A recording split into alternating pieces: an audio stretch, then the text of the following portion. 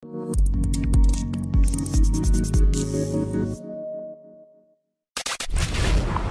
is an endless sea of podcasts about entrepreneurship. Talking about it, but not living it. We live it every day.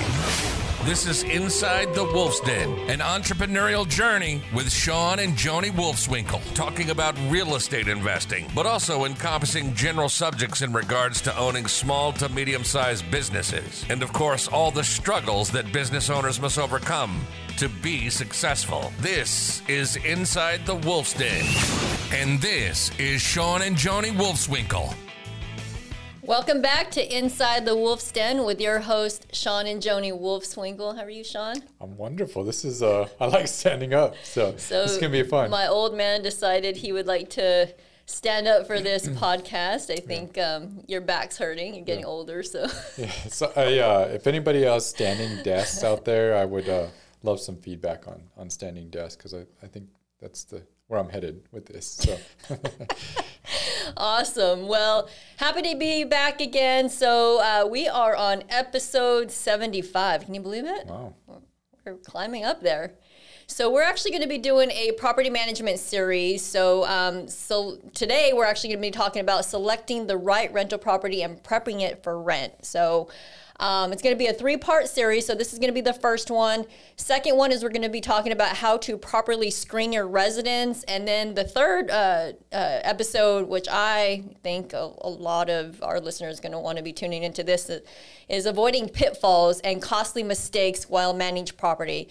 Also effectively doing maintenance and make-ready. So those expenses can make or break your return on investment, right? So it's a challenge. It's a challenge for us. It's a challenge for every investor. Absolutely. Yeah. So we'll talk about the pitfalls when it comes to that. So today, let's talk about selecting the right rental property and prepping it for rent. So for the purpose of time, we're going to just be talking about single-family homes, right? So why don't you get started with what do you look for when you select a property? Yeah, and I think this series is going to be good for if you're looking at just buying a rental property and getting involved in that, and if you're currently managing your own property, or if you're you're a property management company, and if you're a property management company, I think it's good for all listeners, and I think it'll benefit everybody. But there's a lot of places to get involved in real estate, and we're going to focus just on single families because there's a lot of different avenues of commercial, apartments, all that. We're going to talk about just single family because that's what we're experiencing. That's our niche, and that's what we do on a day-to-day. So absolutely. For finding property, we just had our one of the perks about working for our company is we do an event called Noon Timers, and I got that from when I used to play basketball. There was the Noon Timers that would come in You're high school. You're just aging yourself. And play basketball at noon, and so that's where I got the Noon Timers from. And so our staff meets, or whoever wants to participate, once a month. We go over deals and flips and things that were going on, and ones that our employees are doing, and we go over it together and talk about our successes and wins. And a lot of it though is about talking about how to find the right property and where to look, and when we're dealing with wholesalers, analyzing those deals and what makes a good deal. And so when you're looking and you're searching, I'm not going to get into this is more property management focused. Right. So I'm not going to get into how to find the properties and all that. There's a couple of episodes that we've done on that already. I want to talk about when you're looking at single family homes and you're looking at what's going to make a great rental, what homes should you look at? What type of properties are going to make a good rental property? And this is all for properties that you're going to hold long term. In our markets, 2 markets, Houston, and this is not going to work for everywhere because certain markets maybe have smaller homes or different style of homes than what we have in Albuquerque and in Houston or in Texas. I like the 3-bedroom, 2-bath, 2-car garage, average square footage around 1,600 square feet. Those have always been our bread and butter homes. Yeah, those are bread and butter homes. Yeah, we've done extremely well over the years. They appeal to your largest tenant pool. They appeal to your largest home buying pool. So when you're ready to resell it, it's usually that first-time home buyer. FHA, even though FHA is kind of frowned upon because people can are going conventional and all that. Right. But that's all. They usually appeal to your largest home buying pool. And so we've always really done well with those 3-bedroom, 2-bath, 2-car garage. So that's where I'd focus. Yeah, absolutely. Totally agree with that. And I also, because we just talked about this in our Noon Timers group, but, looking for properties that don't need major work, right? Because, I mean, as you know, you just went over one. We had an employee that we went in on a deal and we just went over budget. I mean, we could have probably built the house. 40,000 over budget. So yeah, I mean, so you want clean up, paint, minor cosmetic stuff, not major rehabs where you're changing walls, and unless you really are going, and have experience and going into it that's what it's going to cost. I agree with you 100%.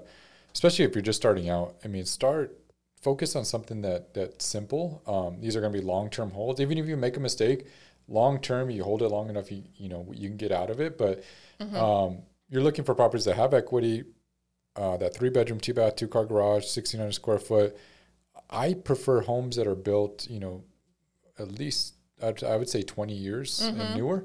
1980 was our typical, cutoff, right? Because a lot of times you start getting into issues with electrical, plumbing,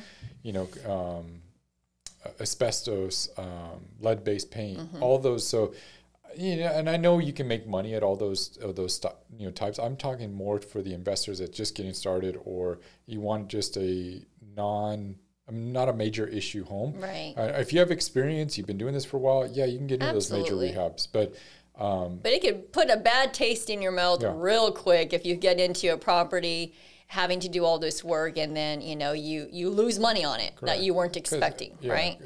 Where it gets really expensive, you start getting into like galvanized piping and all that. It deteriorates. It's going to rot. You're going to have to replace it at some point. You have a lot of old electrical panels or the Federal Pacific panels that need to be upgraded. They're fire hazards. You start getting into all that. It starts just eating up at the cost. Roofs, HVAC, pay attention to those and the age of those, because those are going to be big expenses. But we focus on mainly cosmetic updating. So we did well in the homes built in the 80s, 2000s that just needed updating, just were outdated, and paint, carpet, countertops, appliances. Those are the kind of the items that we would focus on and update. And just to, I want to make sure that all our listeners know, like whenever you're evaluating a property, like make sure you have your contractors out there on the job just to evaluate the deal to make sure that you're hitting your budgets. Because I know on this one that we talked about, it wasn't in our area. We don't typically invest in this area. And so it was too far out for us to go look at it and to make sure that we were on budget, that kind of thing. And look, we messed up, right? So make sure it's an area that you can manage your contractors and meet your contractors there to make sure that you're going to be on budget. Correct. And one of the things that came up in our class just recently was we were talking about, one of the questions that came up was like, man, where should I focus? You showed me one that was like an hour away from you guys live and you didn't recommend that. And then you picked one that was closer. Should I be looking maybe in a rural area? Should I be? And I said, no, focus on an area that you're going to become an expert in. Like, I think it has more to do, not so much running all over town. It's about getting to know a particular area, sub-market within your market that you become really, really an expert in. So the comps, the price per square foot that homes sell at, the price per rent that homes rent at, rehab budgets, because of those age of homes that it's going to take about this much to rehab it, and you become an expert. So when a wholesaler or a homeowner or someone comes up on MLS and you can make a quick decision like, hey, that's a good deal. Let me analyze it a little bit further, and then I make an offer. And you can move quicker than other people can. So. Yeah, and I mean, you might not be in areas that you can do this in, right, in your own hometown. Right. So I mean, it's crucial that you find a team on the ground that can do these things for you. Either a good turnkey provider or a realtor or a property management company. Absolutely. With them. Yeah, absolutely. But some of the fundamentals as you're looking into rental properties that you should focus on is strong cash flow. So number one, it's got a cash flow. You don't buy something just on appreciation alone. Right. The fundamentals got to make sense. You got to be able to acquire it. It's got to have good cash flow. You're going to have expenses, so budget for that, and set that aside. But start with good cash flow. I like to focus on areas that are going to have solid growth. So, you know, one thing that we brought up again in this class was that, you know, some of your and I's best deals, we had, I remember in 2007, 2008, we had done a couple rehabs that we went way over budget again. And we held those. We couldn't sell them because the market was starting to cool. Right. You know, they weren't moving for the price points we needed to get out from underneath them. So we're like, man, let's just rent them and keep them. And we held them for 10 12 years and made good money. I think one of them almost tripled in value. The other one doubled in value. But that, you know, and those were, we were over leveraged or always overspent, you know, and we had more in expenses in those homes than we had what they were worth at the time. But when they double and triple in value over a 10-year period, you can do very, very well. So that's, don't get, I mean, we're all in this to make a profit. So, I mean, you want to buy right, but I always like these areas that are going to have growth. So you can know in certain parts of the market or the city where new employment opportunities. Yeah, jobs are going. Maybe they're right on the edge of a very appreciating neighborhood, and usually it's going to fall over or spill over into the neighborhood right next to it. As those areas get too expensive, people are like, well, I can go right across the street and buy in this area. And so that's what happened in this particular areas where we held.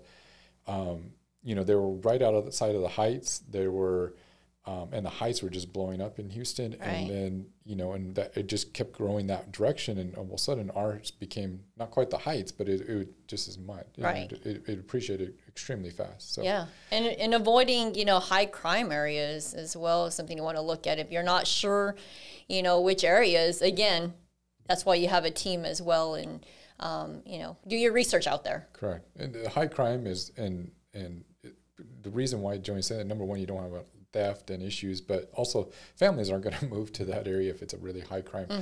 Now, I will say there's a asterisk in that, meaning that if it's an area that's going through regentrification, transitional, but regentrification, and it's going through a change, again, if you are more experienced, you have rentals, you understand that, I'm good with those markets, because you're usually on the front end or an early adopter into in a market or into an area in your neighborhood that's going to appreciate really rapidly. And if you can get there early, you can really see but you got to weather through some, you know, you might not feel comfortable. Yes.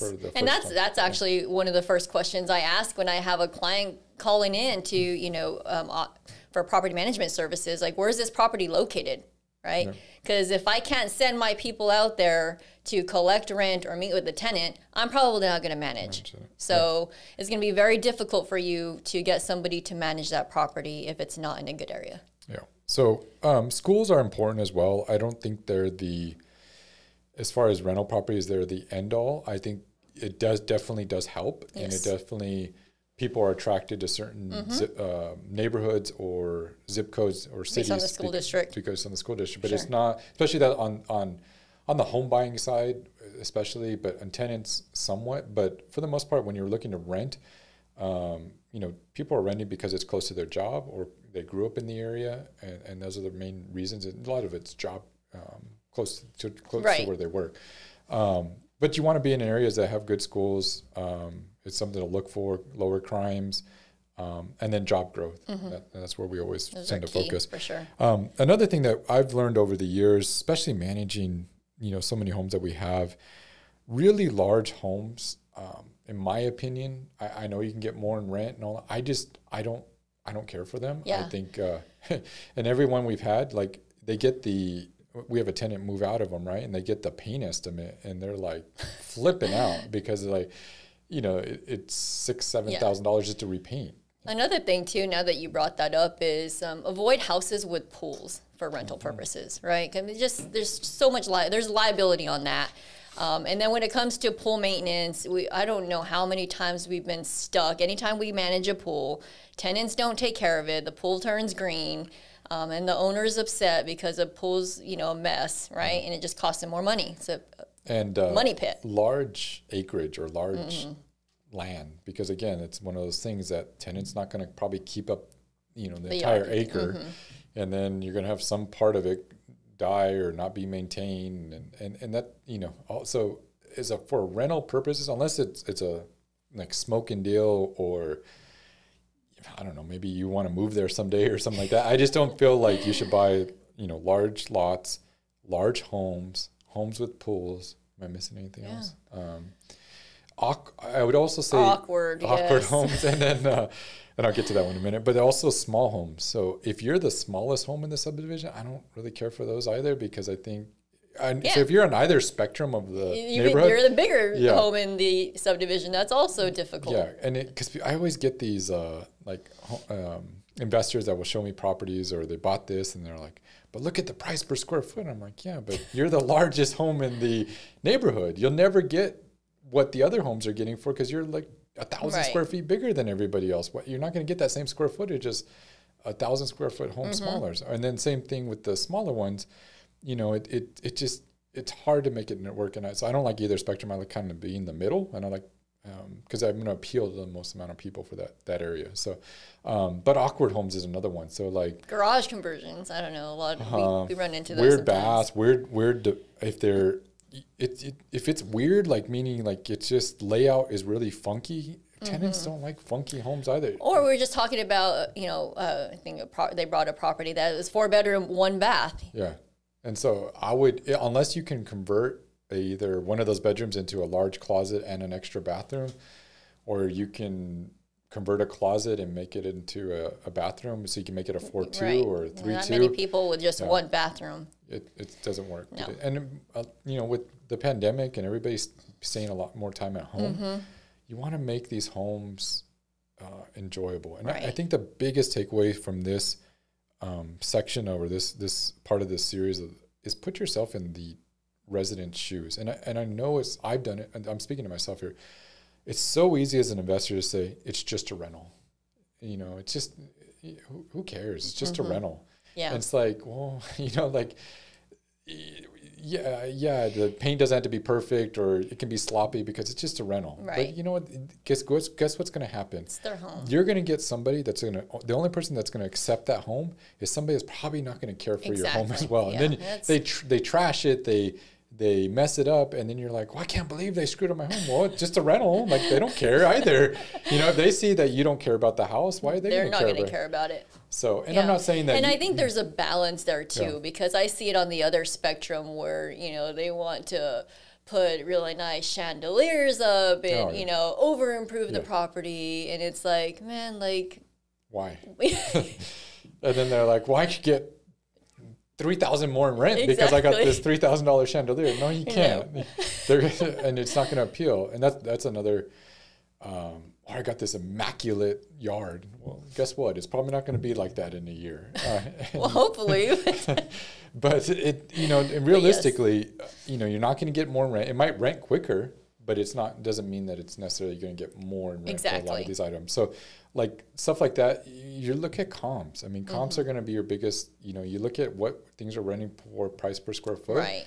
And maybe a little bit more because you have this or that, but it's typically going to rent based upon the neighborhood and what's renting that area. But yeah, that's a great point you mentioned, was avoid both spectrums. Don't be a slumlord and, you know, make a crappy property, because then you're going to not get decent tenants. These are people's homes. Like, make it nice and make it livable and make it enjoyable where they want, where they want to care for. Your whole goal is to get them to stay longer term. You know, you want them to renew 2-3 years, because every turnover you do, you're going to have expenses when it comes to make ready, which we're going to discuss in the third one episode. But yeah, I mean, it's try to make it enjoyable for them. Correct. And then the other side of the spectrum is don't over improve it. So don't over improve it with yard or chandeliers, or because in the end, you know, they're probably, it doesn't matter to them, or it's not, it still is a rental property for them. And I'm kind of contradicting myself, but they're not probably going to take care of it as a homeowner to the extent of a homeowner. So there's certain things you just don't need to do. Yeah, like washer and dryers. I just had a situation where one of the owners like put a really nice washer and dryer in, and a month later, like, they're already broken, right? So it's like, those kind of things, I mean, let the tenants do that. Yeah. And certain finishes, I think you can buy, depending on the price point. Always study the price point for your neighborhood. So sometimes you can get by with laminate countertops rather than granite and save some money there. And down the road, when you're ready to resell it and it's appreciated, doubled in value, then put the granite and resell it. But yeah, and that's a good point. And I think looking at the photos of the leased properties and see what kind of finishes those have, and kind of copy the same finishes those have. Correct. So as far as like, you know, we're skipping ahead a little bit, but you know, when they're getting it ready to rent, what kind of things should they do to get it rent ready or to get it ready to lease? And number one, should they market it ahead of time or should they wait till it's fully ready? So number one, yes, wait until the property is rent ready, right? You want to make sure it looks clean, presentable, because first impression is everything. So the minute that tenant walks in the door, they want to fall in love with it, not that there's all kinds of paint buckets everywhere and things on the walls. Like, you want it to be presentable for them. So definitely do the make ready before listing the property on the market. But some things that we look for, so we do a full takeover inspection on the interior and the exterior, and we look at paint on the exterior and the interior. You know, is the property clean? Does it need carpet cleaning? That kind of thing. You know, and just making it look presentable. Yeah. So I think, you know, we get a lot of like, you know, do-it-yourselfers that, you know, turn it over to us and they're like, it's ready. And you show up there and it's like you said, it's got the plugs are still off, the plate covers, you know, they're still painting and all that. It's like, it's not ready. Because what ends up happening too is you go too early and you start marketing it too early. All of a sudden, you know, tenants that go and look at the property start saying, okay, well, number one, they start questioning things and they start, oh, what are you doing here? What are you doing here? Or they make assumptions. They're like, oh, well, you know, they decide to lease it. And then when they go to move in, you're like, why didn't you paint that and that? And you're like, well, I was only painting this wall. Well, they assumed you were painting the whole house. Yeah. So like, I mean, there's a lot of things that can, unless you're, and I doubt people out there, especially if you're self-managing, are that communicating that much. So don't, you know, have it be 100% ready. And when we say 100%, carpets clean, house clean, interior drawers clean, the cabinets cleaned out, the yard cut, the yard mulch, make it look nice and ready. When they drive up, they're like, wow, you know, this property is like, I want to lease it today. Yeah. Because we see that all the time too, where, you know, investors that are getting their own contractors to do the property too, you know, we have to come back and be like, no, like, this is not done, you know. And so walking your property with your contractor is crucial because they will miss stuff. Yeah, absolutely. Doing your final punch list and all. I think if you're doing a big make ready or a big rehab and then you're going to keep it as a rental, you know, look for some of the things that I think we overlook sometimes. And like if you're doing a new build, have it be cable ready, Ethernet, you know, because everybody's working from home. So they, you know, Ethernet ports and all that, put that all in. You can get really cool now with the plugs. You can have, what is it called? Like USB plugs now with the regular outlet plugs, because everybody has phones and all that they need to plug in. So there's a lot of things that you can make it a little bit nicer and a little bit. And the smart home systems are the in thing right now too. You know, the smart ACs where you can adjust it. You know, and don't go overboard. No, you don't have to. But these are just some nice touches depending on the price point. Right. And then just again have it be 100% ready. Another big one that we when we get clients that we take over and start managing, they don't have all their code work done. And that's probably the biggest thing is, you know, most of them don't know it even exists, right? And so they're like, what do you mean I have to do code work? Well, it's got to be compliance with Texas property code. What's property code? You know, and so look up property code. It's a real thing there, you know. So, I mean, depending on where you're listening from, you know, each market has its own, each city has its own and county has its own property code. So there's different things for rentals. There's different things for multifamily compared to single family. So making sure you have the right, you know, door locks on the system, the keyless deadbolts, the smoke detectors, you know, making sure those work properly and they're, you know, tested. Yeah, and rekeyed. Always have it rekeyed. We get that a lot of times, like where tenant, like the homeowner lived there And he's like, well, I've only had it. And it's like, well, who else had your key? You don't, you should provide the tenant with so nobody has access to that home without. Yes, it should be rekeyed. No matter if you're the owner or the tenant, after every move out, you should have it rekeyed.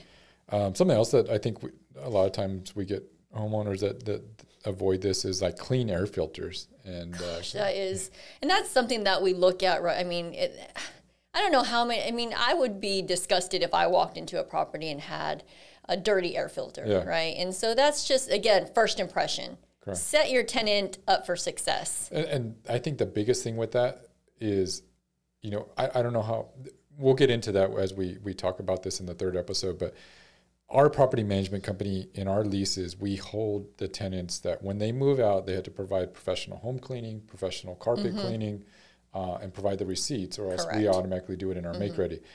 And the yard cut, and then they have to have clean air filters. And so if you're going to hold them accountable to all that, you got to give them the property in that right condition, because you're going to start off on a bad foot right off the bat, and then you're going to there's going to be issues along the lease the whole time. But so start it off right. If you start it off on the right step, things will go a lot smoother. Because they will not forget. The minute that you fail, when they move out, they're going to bring that point back up. Every time they have an issue. You give me a dirty air filter, so I'm going to give you a dirty air filter. You gave me a dirty house. They'll make a point of it. I'm going to give you a dirty house, right? Yes, even though they're going to be charged for it. Yes. But that's because it's part of they signed a lease, and that's what it says. But that's, so, just have those items done up front. It'll set you up on the right step with them up front. And then,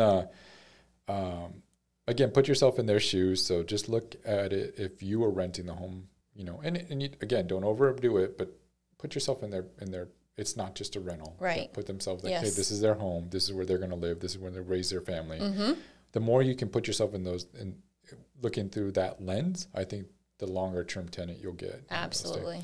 And then the biggest thing is walk the home. Yeah, walking the property 3 days prior to move-in is crucial. And have a checklist with you on whoever's walking the property, have a checklist on what you expect them to look at when they're going into this property. I mean, leaks underneath the sink. Turn on the faucets. Make sure there's no leaks underneath the sink. Checking the air filter. Yeah, running the dishwasher.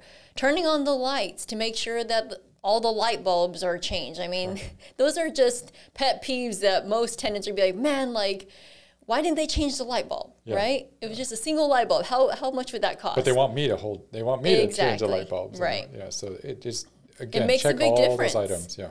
The door's locked, the door's latched. So we walk them 3 days prior to the move-in, just to make sure nothing changed, make sure. Maybe we had a bunch of showings and we got a bunch of traffic through the home and we need to do a refresh real quick. And that's another point too that I want to make is that while this once it's all clean and ready to go and the rehab is completed, make sure that you're monitoring your property at least once a week when it's vacant. Because things happen. People are coming in and out of your property. You want to make sure that the property is swept up, so come back and sweep it back. And also avoid theft and vandalism or squatters. I mean, we just had a situation, right? And they've been checking on the property. Yeah. So you just want to avoid those. Was that the black cat? Yes. That was a squatter. We had a cat in the house. And so that was squatting and they didn't want to get rid of the cat. But these are real issues that we deal with on a day-to-day basis. So, try to avoid those things by monitoring it weekly. Awesome. Well, I hope you enjoyed this. The first episode is going to be a 3-part series in how to properly manage your rental property and set up for success. So, yes. It's been fun. Yes. I love this stuff and looking forward to the next episode. Awesome. So we'll see you all next week. Please share this. Review. Rate us. Yeah, please. And give us some feedback. Now as we're going through this series, if you have questions that you want answered or want a topic that you want to add to it, hey, we're all ears here. We want to provide as much value as we can. Awesome. See you all next week, guys. Take care. You've been listening to Inside the Wolf's Den, an entrepreneurial journey with Shawn and Joni Wolfswinkle. Tons of entrepreneurial podcasts are out there. Talking. Talking. But Joni and Shawn are living it every single day. Their portfolio now includes many franchises and medium-sized businesses. We talk about the trials and motivators of successfully running a business. Join us again soon for another podcast, but until then, reach out on the website at InsideTheWolfsDen.com, on Facebook at Inside the Wolf's Den, on Instagram at Inside the Wolf Den. We'll see you again soon. This is Inside the Wolf's Den. We'll see you next time.